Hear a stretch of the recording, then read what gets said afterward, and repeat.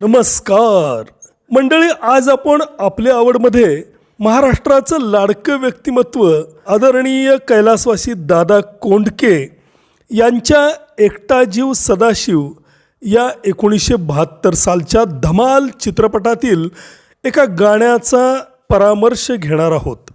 सोंगाड्या चित्रपटानं दादांना एक उत्तम असा अभिनेता, लेखक, निर्माता म्हणून मराठी चित्रपटसृष्टीमध्ये प्रस्थापित केलं आणि मग दादांना यापुढं झेप घेण्याची स्वप्न पडायला लागली.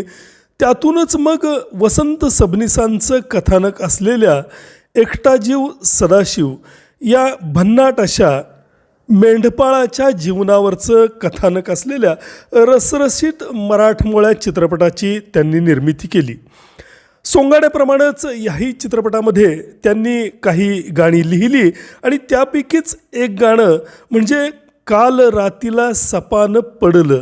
चित्रपटाच्या अस्सल ग्रामढंगाच्या गावरान अशा वातावरणाला साजेस हे भन्नाट असं शब्दांचा खेळ असलेलं गाणं दादा कोंडके यांनी लिहिलं आणि एका अजरामर गीताचा जन्म झाला.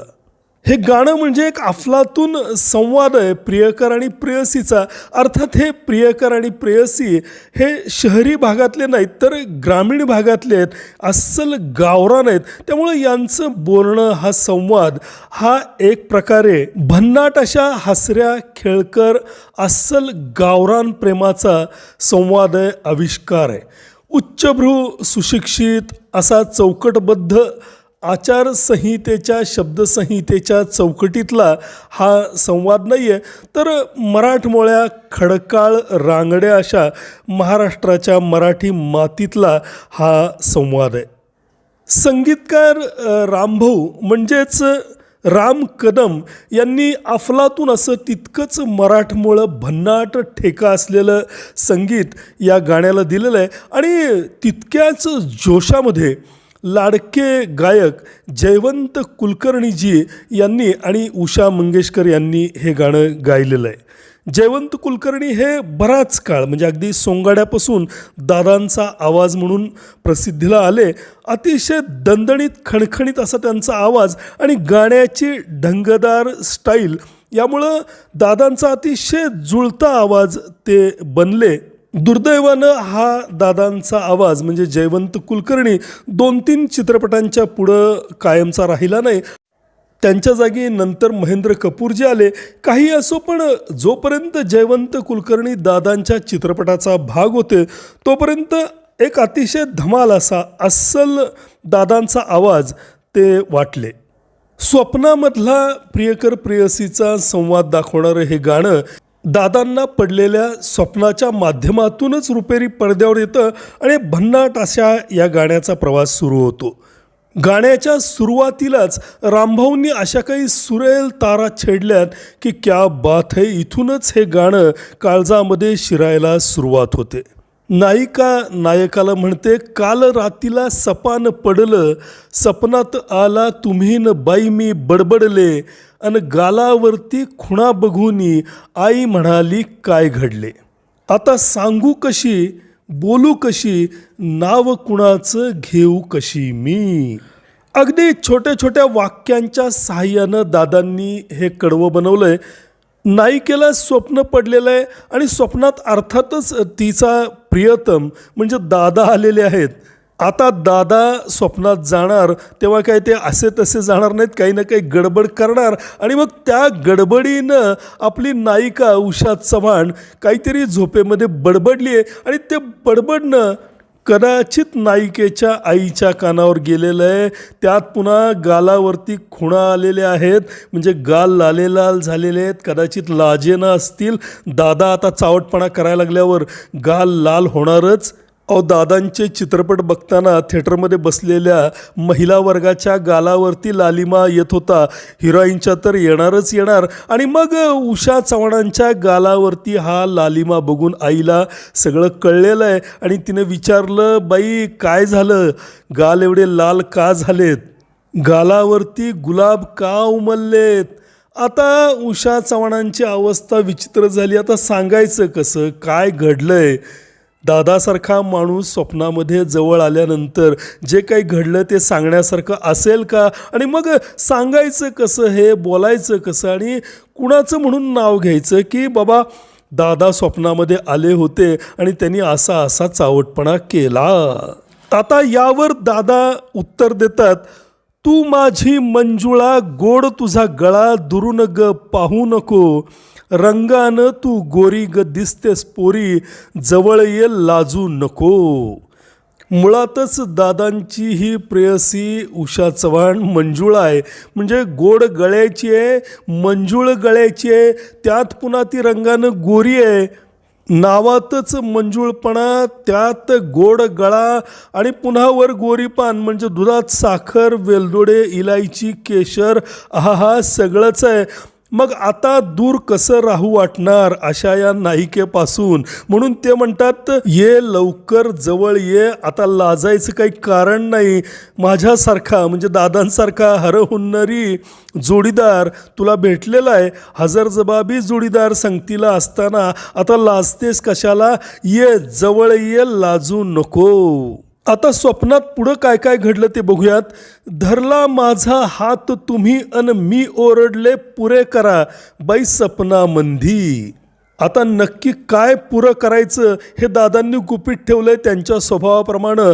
तुम्हाला पाहिजे तो अर्थ घ्या, पण काहीतरी असं घडलंय की नायिका म्हणाली पुरे करा. भीत किती पण तुम्ही म्हणाला, डाव आजचा करू पुरा बाई सपनामंदी. आता इथं हा जो भीत शब्द आहे तो बरेच वर्ष मी धीट समजायचो, म्हणजे नायक हा धीट आहे, त्यामुळं तो म्हणतोय की डाव आजचा करू पुरा, म्हणजे तो घाबरत नाही आहे. जरी नायिका हात सोडा म्हणते तरी तो धीटपणानं तिचा हात तसाच पकडून ठेवतोय, असा मी अर्थ धरला होता. पण इथं आता गुगलवरती जेव्हा हे गाणं सर्च केलं तेव्हा त्यामध्ये शब्दांकन दिसतंय, भीत किती पण तुम्ही म्हणाला. कदाचित नायकसुद्धा या रोमांचित अवस्थेमध्ये थोडासा घाबरलेला आहे, कुणी बघेल का काय, किंवा पुढे याचे परिणाम काय होतील अशी भीती त्याच्या मनात असावी. असो, आपण शब्द हाच धरूयात की भीत किती पण तुम्ही म्हणाला, डाव आजचा करू पुरा बाई सपनामंदी. आता कोणता डाव पुरा करू, तर पाठ शिवणीचा खेळ खेळता पाय घसरुनी मी पडले अन गालावरती खुणा बघुनी आई म्हणाली काय घडले. पाठ शिवणीचा खेळ चाललाय हो तुमच्या, आपलं मनात नाही तेच येतं. दादा म्हणले की तुम्ही नाही ते अर्थ लावता. दादांच्या मनात अगदी साधं सरळ असं स्वप्न असतं, पण तुम्ही त्याला असा रंग देता की सेन्सॉर लगेच कात्री घेऊन मागं लागतं. तसं काही नाही आहे, पाठ शिवणीचा खेळ चाललाय आणि हिरोईन बिचारी या पळापळीमध्ये पाय घसरून पडली आहे. पुढं दादा म्हणतात, तू भिरभिरत पाखरू ग बघतोय धरू परी मला गावना, झालो तुझ्यावर खुशी तू माझी मिशी तुझ्या विन राहावना. आहा, काय उपमा दिलात दादांनी प्रेयसीला. अहो, हे आपले शाहीर मराठमोळे दादा कोंडके आहेत, ते काय असे म्हणजे चंद्र ताऱ्यांच्या उपमा प्रेयसीला देणार नाहीत. या गाण्याचा जर विचार केला तर कधी तिला त्यांनी पाखरू म्हटलंय भिरभिरतं, तर कधी चक्क चुन्याची डबी म्हणलंय. अहो, चुन्याची डबी म्हणजे काय साधी गोष्ट आहे का. तंबाखूची ज्याला आवड आहे त्याला विचारा, चुन्याची आणि तंबाखूची काय एकत्र जोड बनते. तर दादा इथं म्हणतायत, तू भिरभिरत पाखरू ग बघतोय धरू परी मला गावना, झालो तुझ्यावर खुशी तू माझी मिशी तुझ्या विन राहावना. मिशी म्हणजे मर्दाचं लक्षण, बाई तू माझी मिशी आहेस म्हणजे माझ्या मर्दपणाची खूण आहेस. आता तुला मी कसा काय सोडू, तुला पकडायलाच पाहिजे. चल गवतात शिरून गंमत करू. आता गवतातली गंमत ही ग्रामीण लोकांनाच माहिती, शहरी लोकांना ह्या गवतातलं काही कळणार नाही. सिमेंटच्या जंगलातच त्यांच्या गमती सुरू असतात. पण दादा पडले आपले गावरान ग्रामीण भागातले, त्यामुळं ते गवतातल्या गमतीबद्दल बोलतायत. आता इथंही दादांनी कोणती गंमत आहे हे स्पष्ट केलेलं नाही आहे, पण आपण समजूयात की दादांच्या नेहमीच्या सभ्य सवयीनुसार त्यांचे अर्थ सभ्यच असतात, तसाच हा सभ्य अर्थ असेल. चल गवतात शिरून गंमत करू, उगाच येळ आता लावू नको, रंगानं तू गोरी ग दिसतेस पोरी जवळ ये लाजू नको. आता आपण पुढच्या कडव्याकडे वळूयात. उषाबाई म्हणतायत, रानो माळ किती उधळलं, पिसाट हरणावानी बाई सपना मंदी, जवळ घेऊनी तुम्ही मला बाई हळूच पाजलं पाणी, बाई सपना मंदी. दादांचा डबल मिनिंगचा चावटपणाचा जोर या कडव्यात जरा वाढलेला दिसतोय. नायिकेला त्यांनी पाणी पाजलेलं आहे या कडव्यामध्ये. काटा फुलला अंगावरती, मिठीत तुमच्या मी जडले, अन गालावरती खुणा बघूनी आई म्हणाली काय घडले. आता दादा म्हणतायत, बघून तुझं हे रूप मनामध्ये खूप वाटतंय भेटावं, धरून तुझला घट गुलाबी वट मधावानी चाटावं. मी तुम्हाला मगाशीच म्हटलं की या कडव्यात दादा जरा फसफसून चावटपणाकडं वळलेले आहेत. त्यामुळं मधावानी वट चाटावे वगैरे वगैरे शब्दप्रयोग त्यांच्याकडून या कडव्यात आलेले आहेत.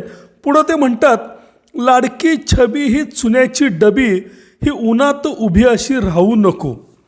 बघा, प्रेयसीला दादांनी इथं चुन्याच्या डबीची उपमा दिलेली आहे. चुन्याची डबी किती महत्त्वाची असते तंबाखू खाणाऱ्या माणसासाठी हे त्यालाच विचारून बघा. आणि दादांनी त्यामुळं आपल्या प्रेयसीला अशी गावरान अस्सल इरसाल चुन्याच्या डबीची उपमा या कडव्यामध्ये दिलेली आहे.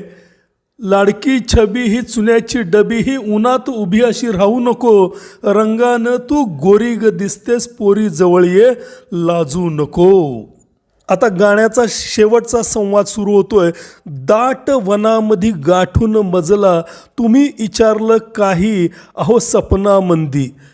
नायिकेला नायकाने म्हणजे उषा चव्हाणांना दादा कोंडकेंनी काहीतरी विचारले. आता काय विचारलंय हे उघड करून चालणार नाही, पण काहीतरी असं विचारलंय की बस आपली नायिका गोंधळून गेली आहे. आणि गोंधळून मी दिली कबुली, मलाच कळलं नाही बाई सपना मंदी. गोंधळलेल्या अवस्थेमध्ये नायिकेनं कबुली दिली, पण नंतर जे काही कबूल केलं, अरे बापरे, आता तिला भीती वाटायला लागली आहे की चुकी समजली ध्यानात आली, घाबरून मी धडपडले, अन गालावरती खुणा बघूनी आई म्हणाली काय घडले. आता नायिकेनं एकदा कबुली दिली. आता दादांची मागणी म्हणजे काय साधी नसणार, पण नायिकेनं चुकून कबुली दिली दादांच्या त्या म्हणण्याला, आणि नंतर मात्र ती घाबरली, धडपडली, आणि ही धडपड आईच्या लक्षात आली. आईला गालावरच्या खुणा पण दिसल्या आणि चोरी सापडली. आता दादाही काही कमी नाही आहेत. ते म्हणतात, अगं सांग तुझ्या बापाला ग सपनात आला सदाशिव शेजारी, डोळ्यानं ग केली मस्करी, खुणा उमटल्या गालावरी. आता दादा म्हणजे काय येणारं व्यक्तिमत्व नाही आहे, अस्सल रांगडं गावरान मराठी मातीतलं खडकाळ भागातलं हे व्यक्तिमत्व आहे. कणखर आहे, हिंदी नायकासारखं लेचपेचं नाही आहे. ते म्हणते, सांग सरळ तुझ्या बापाला की शेजारचा सदाशिव स्वप्नात आला होता, आणि अशी तशी नाही त्यानं, म्हणजे त्यानं मस्करी केली सदाशिवनं, म्हणजे काय साधी असणार आहे का. त्या मस्करीच्या खुणा गालावर उमटल्यात. मग काय होईल होऊन होऊन हे सांगितल्यावर, काय होईल ते होऊ दे, कोर्टात जाऊ दे, फिकीर त्याची करू नको, रंगानं तू गोरी ग दिसतेस पोरी जवळ ये लाजू नको. काय होऊन होईल, पोलिसात जातील, कोर्टात प्रकरण जाईल, सांगायला मी समर्थ आहे. प्यार किया तो डरना क्या असा रोखठोक दादांचा बाणा आहे.